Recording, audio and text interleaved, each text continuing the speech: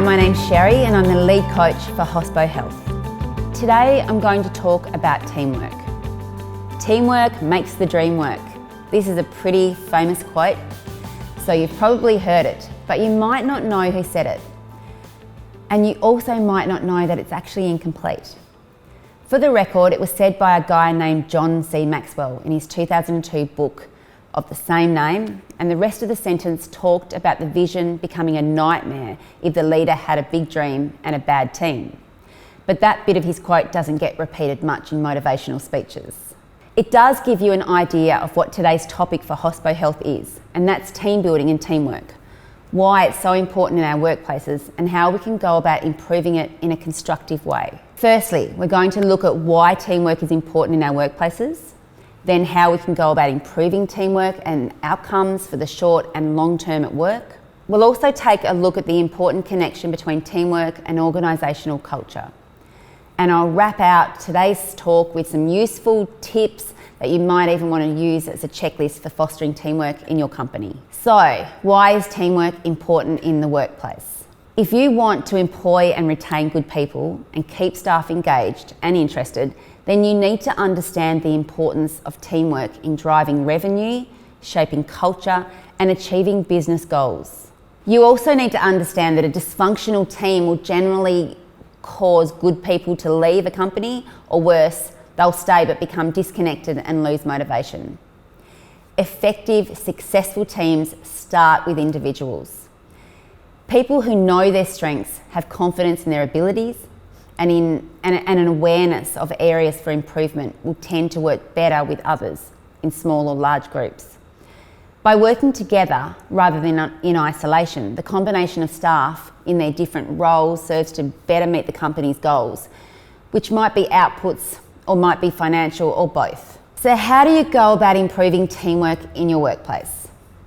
It's easy to say you want to improve teamwork, but unless you put some definition around it, the statement will mean different things to different people. And to some people, it won't mean anything. So you need to define what is improved teamwork, what it looks like, and the best way to do this is to establish the outcome you're after. We do this by setting goals. Are you working to achieve or surpass sales targets? Are you trying to drive increased performance or output? Are you trying to create a new product or service for clients? Once you've set these goals, this needs to be communicated to staff so everyone is working towards the same outcome and not pulling in different directions. Start by telling the team members what the end goal is, explain the importance of teamwork in achieving the goal, and let people know what you want as individuals to accomplish. You may not need to tell them how to accomplish this if they've been in the company or industry a while. You probably trust them to know the best way. But let team members know relevant quality standards. Don't just say you want excellence, explain what it actually looks like. And be aware of the strengths of your team. As a group and individuals, give people time to reflect on what they do well and where they have room for growth. The connection between teamwork and company culture. Which comes first? A strong organisational culture or a high-performing team? It's a bit like the chicken or the egg question, to be honest. And like the chicken and egg, it's pretty hard to have one without the other. But I do want to point out that the actions you take to encourage and recognise quality teamwork will also have a positive impact on culture. Here's an example. You have a team member who has done some really high-quality work on a project. If you take the time to acknowledge this team member at a staff meeting and talk about their achievements, then everyone in the meeting gets an understanding of what the high quality work outputs should look like. Also, everyone gets to see the team member's efforts are appreciated and acknowledged, and everyone likes to be recognised and thanked, right?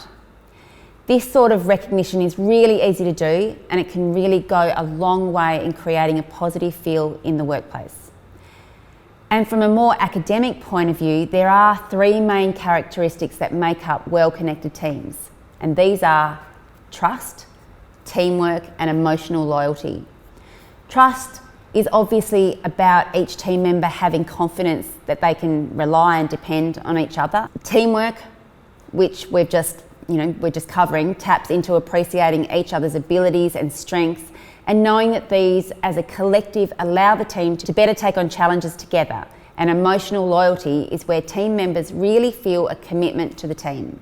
I'm going to use this to move into the topic of how to foster long-term teamwork goals. But firstly, don't get too caught up in this right now.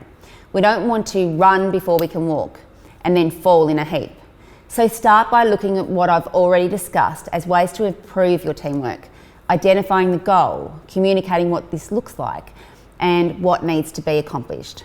Some good steps in this process include asking team members to reflect on what helps them produce high quality outputs, what prevents or hinders this, how can roadblocks be removed or reduced, get team members to look at how their strengths may be complementary to those of a colleague, and how collaborating can provide a better outcome and be more enjoyable for both of them. Involve the team members in conversation about growth, development and next steps. You can even use the 5 C's to foster strong teams: common purpose, connection, communication, collaboration and celebration. We've covered quite a lot in a fairly short space of time today. So in closing, I want to give you a list of practical actions that you can take that will help improve teamwork in your business. You don't need to do them all, and there is no set order, but hopefully adding a few of these actions will actually yield some really good results. Think about the teams you're in, what the main purpose is of the teams, and how do these resonate with you and other team members. Talk to your team members and colleagues about what energises and motivates them. Then ask yourself the same questions. When something's gone wrong, make some time as a team to talk about it, but rather than focusing on the blame, spend time talking about the learnings for the future. If you're a manager, block out some time in your calendar for half hour once a week to catch up with your team members. You can talk about their goals, what they want for the team, and any ideas they might have. Make sure they know that this is what this is about, so they don't come into the discussion worried that they've done something wrong. And if you're an employee, ask your manager about setting up regular half-hour meetings and give them a few examples of what you'd like to discuss. Don't leave all your discussions to an annual performance appraisal. Good luck, and make sure you try out a few of these actions. I'll be back on your screen next week with another session on team building and successful teams. Thanks for listening.